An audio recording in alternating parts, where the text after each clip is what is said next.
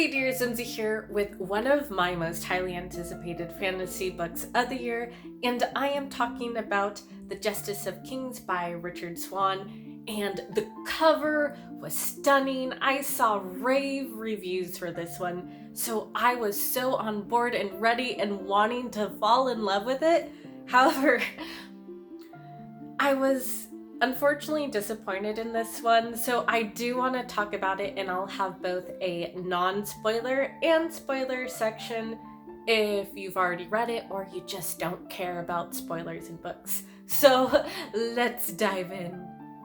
First off, the premise. The story is told from the point of view of a legal clerk and apprentice to the King's Justice, whose name is Sir Conrad von Volt, and he acts as a judge, an executioner, and detective all in one. And while he's investigating the death of a noblewoman, he begins to uncover a grand conspiracy that threatens to topple both his order and the empire itself. At first glance, this sounds amazing, so I'll go first over what I liked about the book and then the issues I had with it. So what I liked, I thought it had some interesting political and religious conflict going on. There's the empire's Nema religion, which is taking over all other religions, and if you practice anything else, you are labeled a heretic and possibly sentenced to burn to death. I also liked von Volt's abilities. He can compel people who are weaker-willed to speak the truth, and it kind of reminded me of the voice in Dune. And he can also use necromancy to speak to the dead, which is a really helpful skill to have when you are trying to uncover a murder. And I also really liked how the afterlife was presented, so it's kind of like this marsh, and I have a feeling that later down in the series we'll get more info on the afterlife, which I am curious about because I love any sort of story that involves necromancy. So those are the parts that I found interesting in this book. And don't worry, we're still in the non-spoiler section, but moving on to what I was disappointed about with this book. So I came into it hearing that there's a Dilf, kind of Dilf vibes from von Volt, because he is a serious, gruff veteran in his field who adopts Helena as an orphan and takes her under his wing. And I am a sucker for that trope, with Logan from Wolverine or Joel or Batman or whatever. I love Dilf energy, Dilf vibes. I didn't get that so much. For whatever reason, maybe because it's from Helena's point of view, there was an emotional block. Her narration is kind of really inconsistent for me.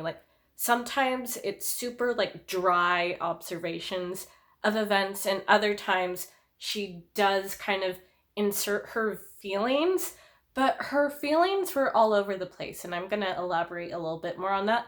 It's because for over half of the book, for a reason that baffles me, she falls in love with this boring watchman and proceeds to moon after him for most of the book. So that's her narration is her obsessing over this guy when the synopsis is talking about all these amazing politics and stuff, but those are in the background, and we're focusing on this really bad Insta romance. I can almost understand if this was specifically a fantasy romance with a super hot fae king, and that's why she's obsessed with him, because he has a very glamour. I don't know why she loves this random watchman.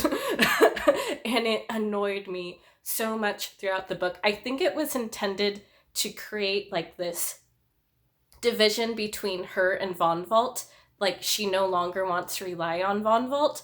However, for that to work, it would probably have to take place later in a series. So once you already have a character's dynamics establish, like that we can see their bond.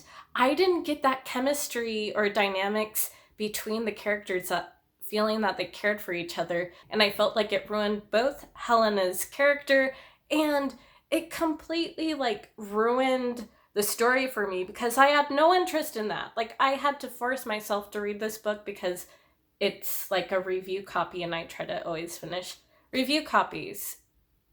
So it just annoyed the crap out of me. Like I don't know why that was kept in the book when there's so many other more interesting things going on. Okay, moving on to the spoiler section. So pause now or forever hold your peace. Okay, here's spoilery parts. So I thought things got way more interesting once Helena actually sneaks into the cloister, and because she's no longer like obsessed over the Watchman, she's focused on like spying and getting information and doing espionage. And I was like, finally, the tension is picking up. I'm excited now. And then the Watchman shows up again.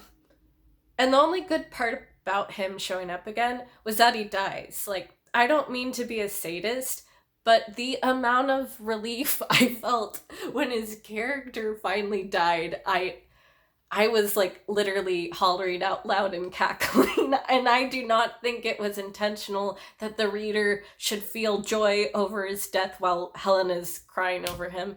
I would possibly be interested in continuing the series now that the Watchman is actually dead, and finally we might focus less on romance, or if the author learns how to write a better developed romance that actually moves the plot forward instead of detracts from it. But yeah, there's some interesting things like with the trickster god, and I love the trickster god trope, so maybe that might convince me to like give this series a second chance. But if you have read this book, let me know your experience with it, or if you have any recommendations for dark fantasy, let me know down below. I also have another book. I have an arc for The Bone Orchard, which I am currently reading. It's also a fantasy murder mystery whodunit, but I'm having a better time with that, and I do hope to have my review out for that one later this month, so you can look forward to that as well. As always, thank you for watching, and take care, everyone.